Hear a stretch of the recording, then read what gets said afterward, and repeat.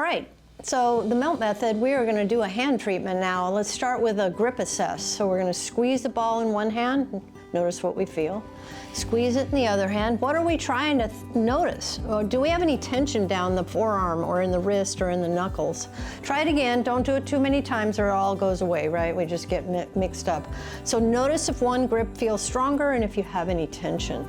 Let's go ahead and start the hand treatment with position point pressing. So I have my handy dandy little map right here.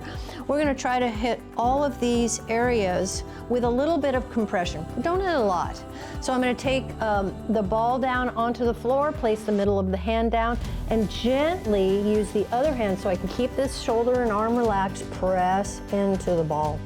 Then move it over to the first knuckle of each finger and press from behind so you're not just smashing the knuckle, right? And then I just move through each finger. What are we doing? We're mobilizing the joints and we're stimulating the sensory receptors in the bottoms of our hand, in our palms, right? In our hands. I'm going to move to the thumb pad, right? So it's position point number 3. And I'm going to do the same thing across the bottom of the hand. Not on the wrist is position number 4. And then I'm right on the outside a little bit, not showing the ball really, but below the pinky. And from there, I'm going to go ahead and keep this little bit of pressure with my other hand and start the glide along the bottom of the hand. So what am I doing? I'm compressing in this sort of smiley face across the bottom of the hand where all the carpal bones live. Do I need to press hard? No. I could be here, but I really want to keep this shoulder and arm relaxed so my pressure comes from the top hand.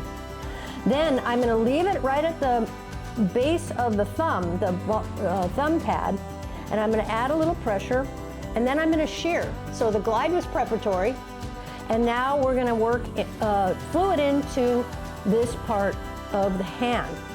So I'm moving around, or I'm sort of kneading the bread. I could do it this way, outside or inside. And then I'm going to pause and do an indirect shear of just moving my thumb. Right? I'm just moving my thumb. I'm going to pause and wait.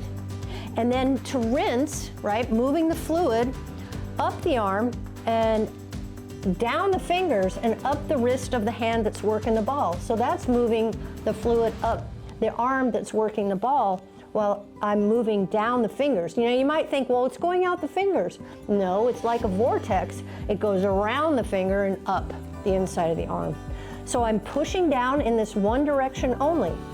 Once I've done that, saying this is my second hand that I've worked on, then I take the ball in between. I rub it between my hands like friction, breathing in and out, really light. I'm not trying to compress the ball. And then I let it go, and now science is there clearly because I feel tingling in my hands, maybe up into the forearms. And then we reassess with our grip. Squeeze it, see if you notice a difference.